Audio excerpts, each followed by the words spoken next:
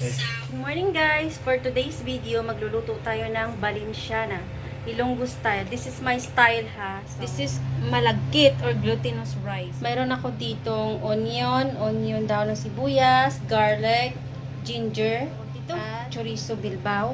Mayroon tayo bell pepper. Correct! At may chicken. Ayan, konting chicken.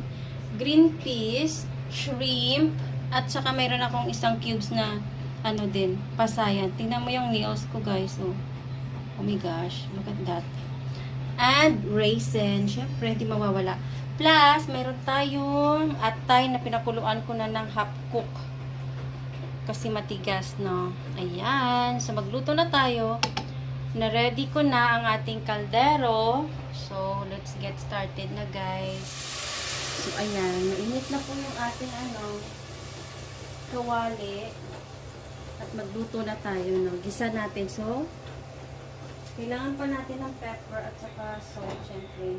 Ng mantika, guys. Dalian ko na to kasi so, una natin igigisa, syempre itong chorizo bilbao. Made of, siguro to baboy, di ba? So, kahinay masang apoy. Kaya pala. So, unahin natin yung garlic, no? Magtira ako ng konti para sa aking ulam mamaya. At maglagay ako ng konting ginger. Konti lang para mawala yung lansa ng ating mga karne. O, diba? So, ang swerte mo pag makain mo yung ginger. So, ilagay ko to para dagdag na yung lasa. At isunod na natin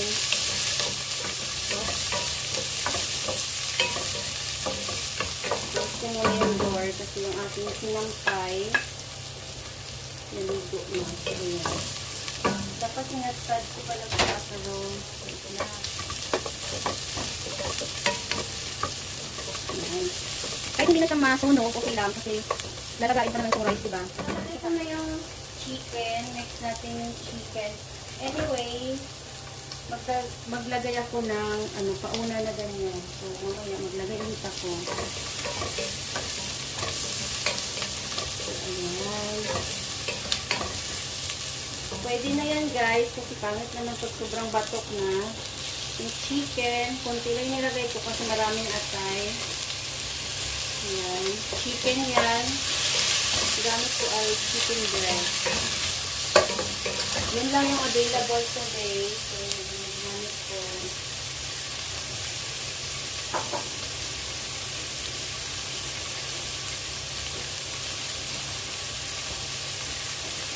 Dahil ko ng hawag pang kasi mainit guys.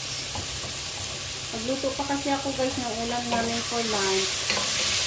Inuna ko to para maalangaw na siya. Ito maglagay ng salt and pepper. Pwede na yun. Ayan. Para magkalasa na yung ilo ng chicken. Pwede rin yun. Patay.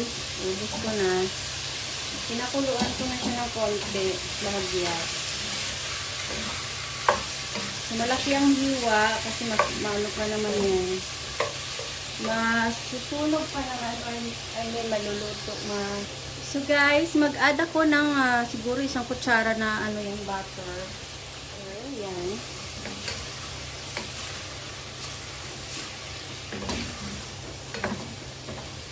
Sana masarap yung luto natin, no? Isunod ko na yung shrimp. Kasi parang maano na siya. So, ayan. Maliliit tong gamit ko, guys. Medyo namula na kasi kanina ko pa nilabas. Para na siyang na-expire. So, maliliit ang gamit ko kasi sabi ko, masarap to sa Balenciana yung maliliit. Kasi sa Pinas, mahal magkaan yung dagpo, diba guys? So, maliliit ang aking ginamit. So, inimix ko lang. Ayan. Sana kasya yung ating rice, no? To cook it, cover muna natin siya. So guys, mag-add ako ng konting turmeric. Ayan, nakalimutan ko pala kanina pag-gisa dapat. I-mix lang natin hanggang sa mag-ulay na. Very healthy man tong turmeric, guys.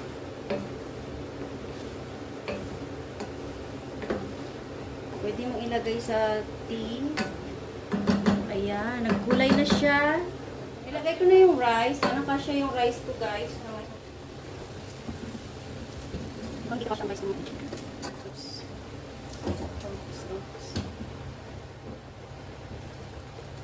Hugas na to siya, guys. Kaya no worries yung guys.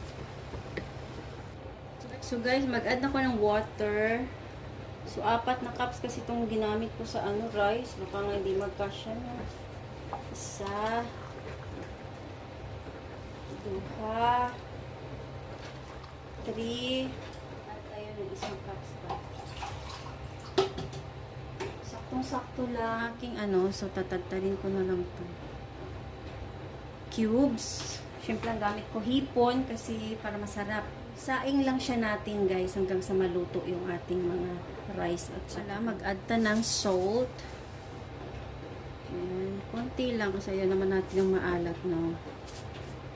Ayan. At pepper na rin para matanggal yung mga nagpapa-enhance na flavor. So, i-cover ko na. Mamaya na natin ilagay yung green peas, bell pepper, at saka yung pasas. Okay? See you later. Guys, so buksan ko na. Mainit, no? Mapasok, taba. Medyo nag-dry na siya. Ilagay na natin yung green peas at yung ating i-mix muna natin.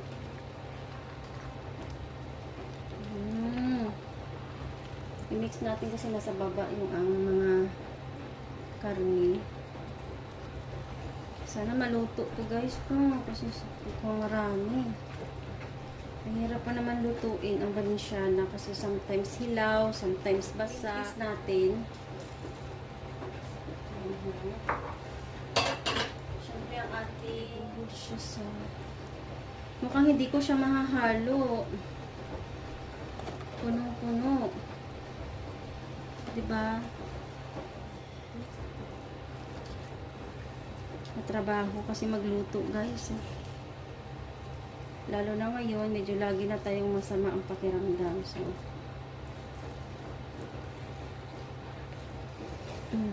patok na sa baba. So, ayan. Raisin na lang. Naku, sana maluluto. Itich. Ito yung magbibigay ng sweetness, guys. At saka yung bell pepper. Ayan. So, mamaya pagluto na, saka na lang natin ito ihalo siguro. Kasi hindi ko na mahahalo, guys. At paalangayan na lang hanggang sa maluto. Na over.